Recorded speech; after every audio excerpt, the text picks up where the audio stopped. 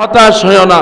আল্লাহ তাআলা তোমাদেরকে এমন একটা রজনী, এমন একটা রাত, এমন একটা মহিমান্বিত রাত আল্লাহ তাআলা তোমাদেরকে দান করতেছেন। এই একটা রাতে যদি তোমরা ইবাদত বন্দেগী করো, তাহলে তোমরা 1000 মাস ইবাদত বন্দেগী করলে যেই পরিমাণ সওয়াব, সেই 1000 মাস ইবাদত বন্দেগী তার থেকে বেশি সওয়াব আল্লাহ তাআলা তোমাদের আমলনামায় দান করবে। বলেন সুবহানাল্লাহ।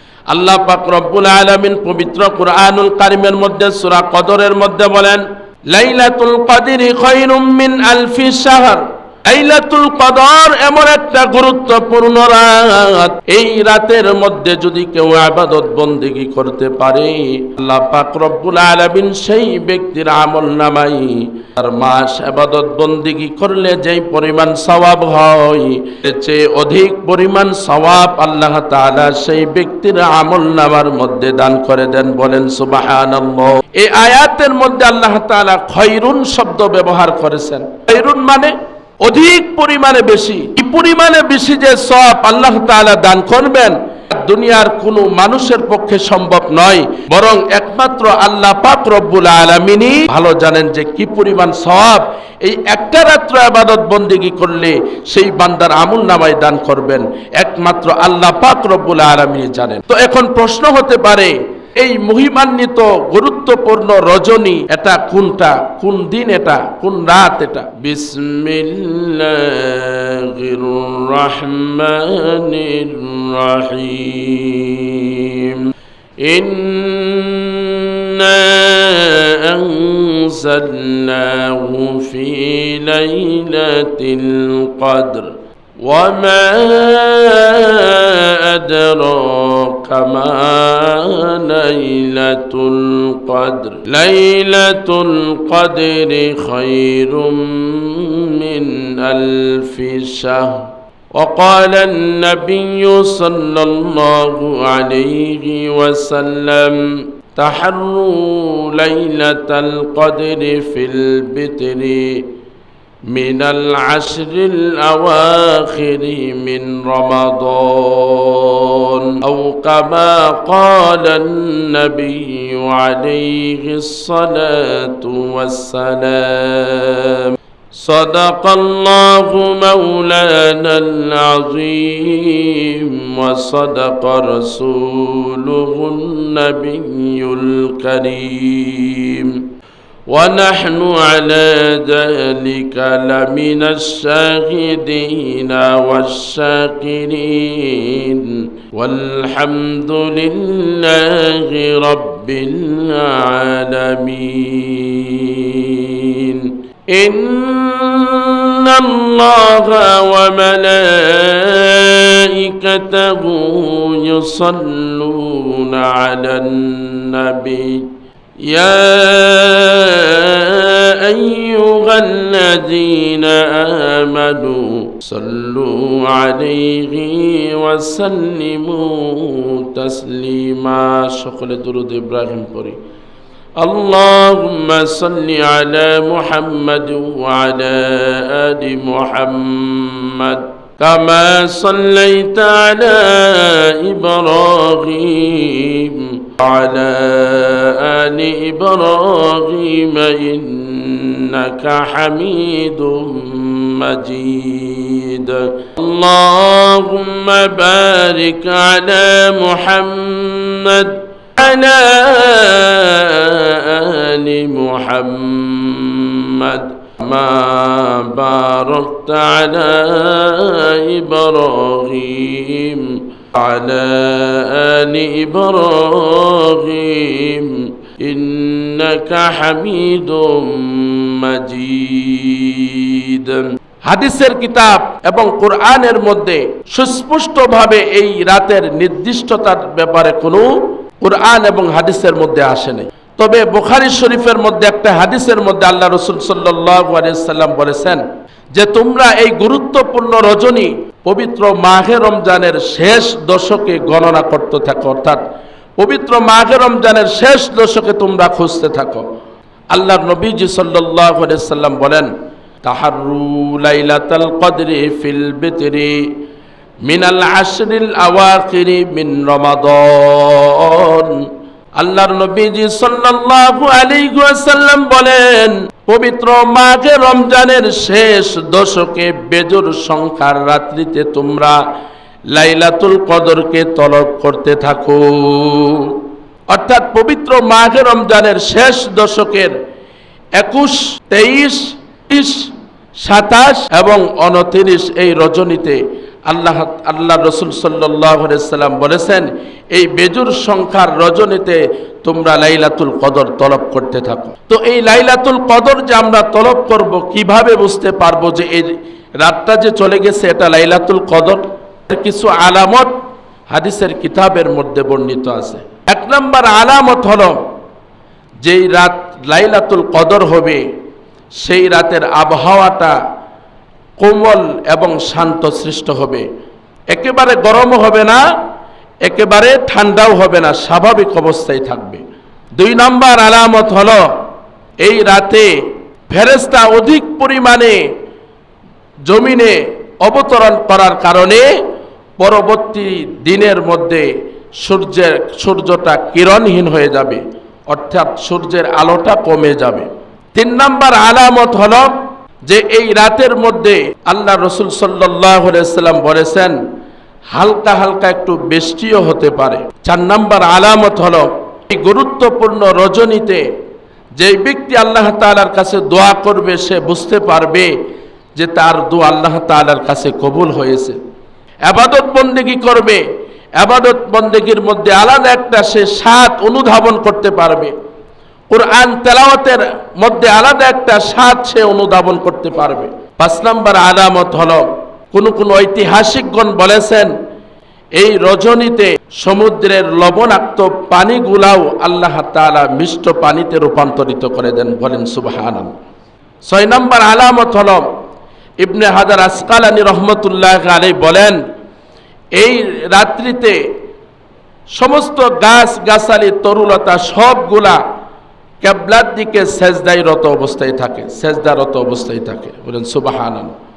তবে এই সেজদারত অবস্থায় যে থাকে এটা দুনিয়ার কোনো স্বাভাবিক মানুষ, সকল মানুষ এটা অনুধাবন করতে পারবে না। একমাত্র আল্লাহর খাস বান্দা যারা, তারাই অনুধাবন করতে পারবে যে এই গাছ গাছালিরাও এই গুরুত্বপূর্ণ রজনীতে সেজদায় পড়ে আছে। তো এ সম্পর্কে আগের জামানার একটা বুজুর্গের ঘটনা রয়েছে। একজন বুজুর্গ ছিলেন, তিনি এই রাত্রিতে মসজিদ থেকে বের হয়ে গেলেন।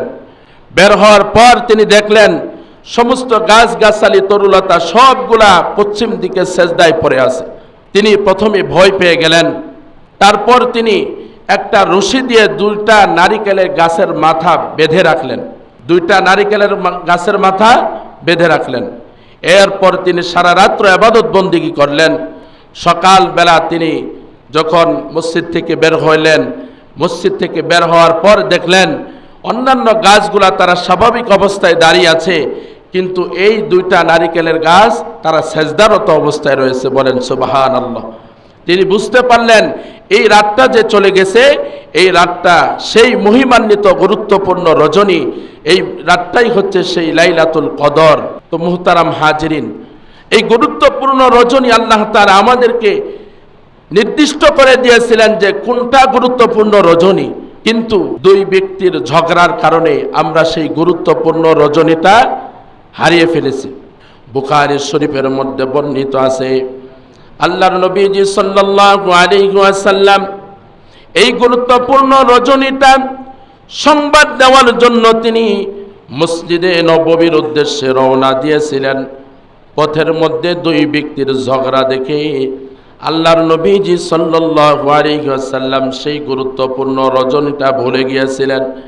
এর পরবর্তীতে আল্লাহর নবীজি সাল্লাল্লাহু আলাইহি ওয়াসাল্লামকে আর সেই রাতটাকে নির্দিষ্ট করে বলা হয় নাই। হাদিস শরীফের মধ্যে বর্ণিত আছে কে সেই 2 ব্যক্তি, যেই 2 ব্যক্তির কারণে এই গুরুত্বপূর্ণ রজনীটা আল্লাহর রাসূল ভুলে গিয়েছিলেন। হাদিস শরীফের মধ্যে বর্ণিত আছে একজন হলেন কাব ইবনে মালিক রাদিয়াল্লাহু তাআলা আনহু, আরেকজন হলেন হযরতে আব্দুল্লাহ ইবনে আবি হাদরাত রাদিয়াল্লাহু তাআলা আনহু। হযরত কাব ইবনে মালিক রাদিয়াল্লাহু তাআলা আনহু তিনি আব্দুল্লাহ ইবনে আবি গাদরাত রাদিয়াল্লাহু তাআলা আনহুর কাছ থেকে কিছু টাকা পাইতেন। তো কাব ইবনে মালিক রাদিয়াল্লাহু তাআলা আনহু তিনি হযরতে আব্দুল্লাহ ইবনে আবি গাদরাত রাদিয়াল্লাহু তাআলা আনহুর কাছ থেকে সেই টাকাটা চাইলেন। হযরতে আব্দুল্লাহ ইবনে আবি গাদরাত রাদিয়াল্লাহু তাআলা আনহু ওই টাকাটা দিতে একটু বিলম্ব হয়ে যায়। দুইজনের মধ্যে এক পর্যায়ে কথা কাটাকাটি হয়ে যায়, উভয় জনের আওয়াজ একটু বেশি হয়ে যায়, উচ্চ হয়ে যায়। আল্লাহর নবীজি সাল্লাল্লাহু আলাইহি ওয়াসাল্লাম ওই রাস্তা দিয়ে যাচ্ছিলেন।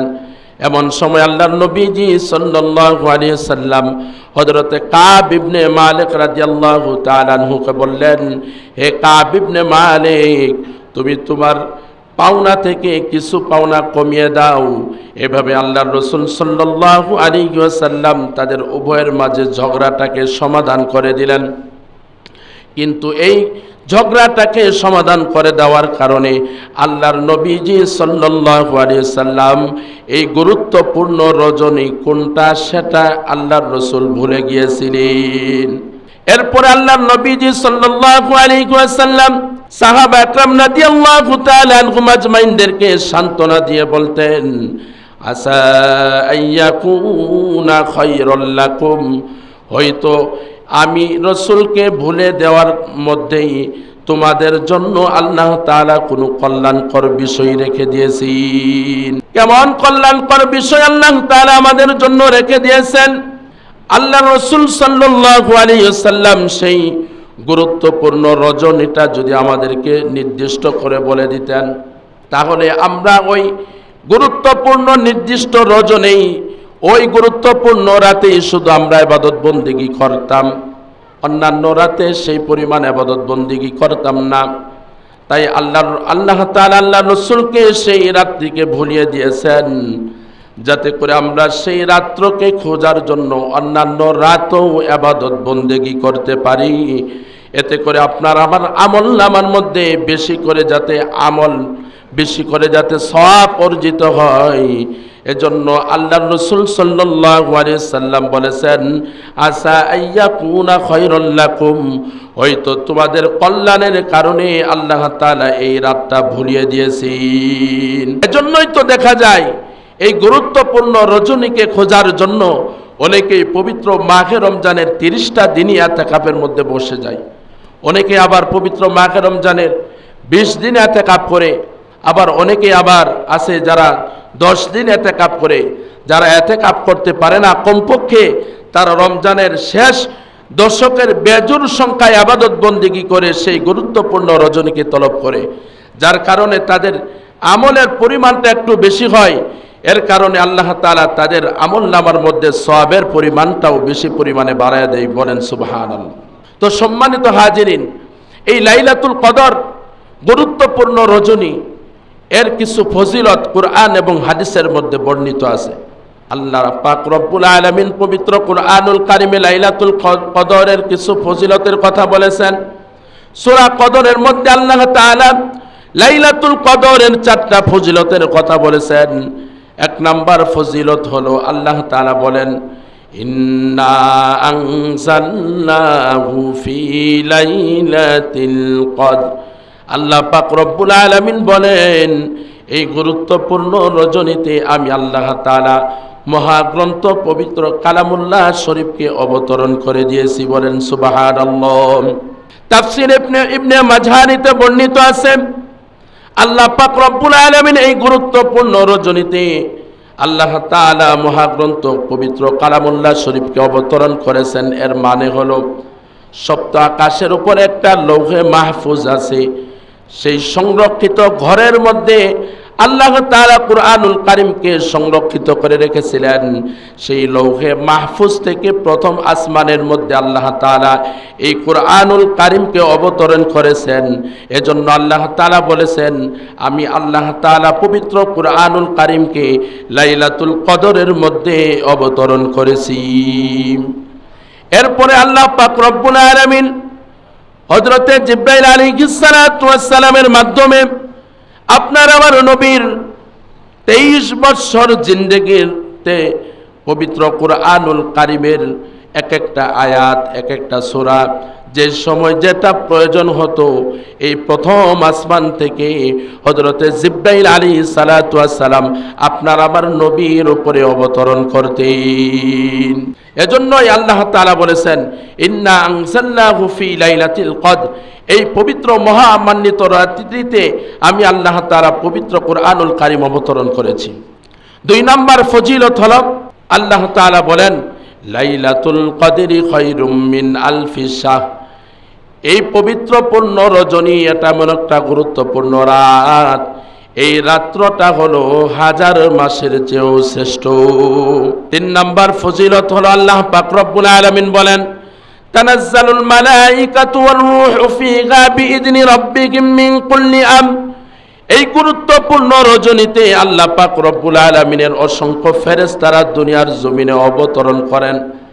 4 নাম্বার ফজিলত হলো আল্লাহ পাক রব্বুল আলামিন বলেন, সালামুন হিয়া হাত্তা মাতলাইল ফাজর, এই গুরুত্বপূর্ণ রজনীটা শান্তি আর শান্তি দিয়ে আল্লাহ তাআলা ভরে রেখেছেন। আল্লাহর নবীজি জনাব মুহাম্মদুর রাসূলুল্লাহ সাল্লাল্লাহু আলাইহি ওয়াসাল্লাম লাইলাতুল কদরের ফজিলতের কথা বর্ণনা করেছেন।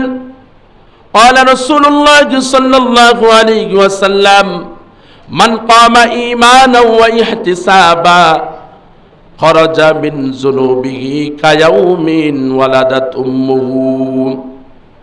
অন্য হাদিসের মধ্যে আল্লাহর রাসূল বলেন, মান কামা ঈমানা ওয়া ইহতিসাবা গুফিরা লাহু মা তাকদ্দামা মিন যামবিহি, কোন ব্যক্তি যদি এই লাইলাতুল কদরে ইবাদত বন্দেগী করতে পারে, আল্লাহ পাক রব্বুল আলামিন সেই ব্যক্তির জিন্দেগীর সমস্ত গুনাহগুলো মাফ করে দেন। বলেন সুবহানাল্লাহ।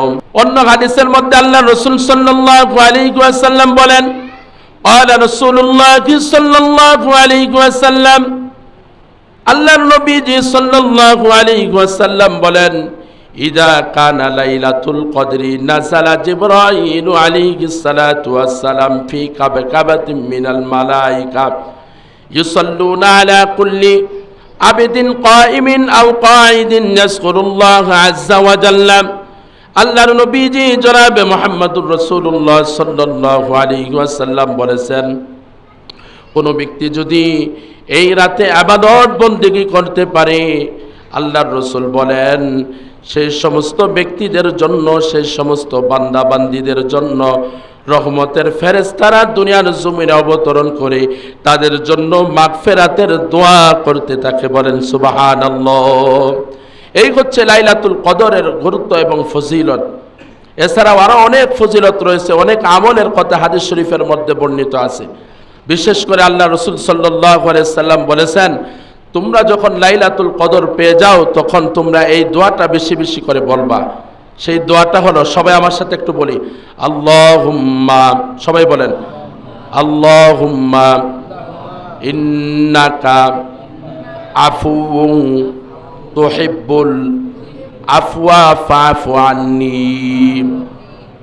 এর অর্থ হলো, আল্লাহুম্মা, হে আল্লাহ, ইন্নাকা আফুউন, হে আল্লাহ আপনি ক্ষমাকারী, ইন্নাকা আফুউন, আপনি ক্ষমাকারী, তুহিব্বুল আফওয়া, আপনি ক্ষমাকে পছন্দ করেন, সুতরাং আপনি আমাকে ক্ষমা করে দেন। আল্লাহ রাসূল সাল্লাল্লাহু আলাইহি সাল্লাম এই লাইলাতুল কদরে উম্মতদেরকে এই দোয়াটা বেশি বেশি করে পড়ার জন্য নির্দেশ করেছেন, আদেশ করেছেন। মুহতারাম হাজিরিন, আল্লাহ তাআলা আমাদেরকে পবিত্র লাইলাতুল কদর তলব করে সেই রাতে ইবাদত বন্দেগী করে নিজেদের গুনাহকে মাফ করায়া আল্লাহ তাআলার খান্দাবান্দি হওয়ার তৌফিক দান করুক। সকলে বলে আমিন।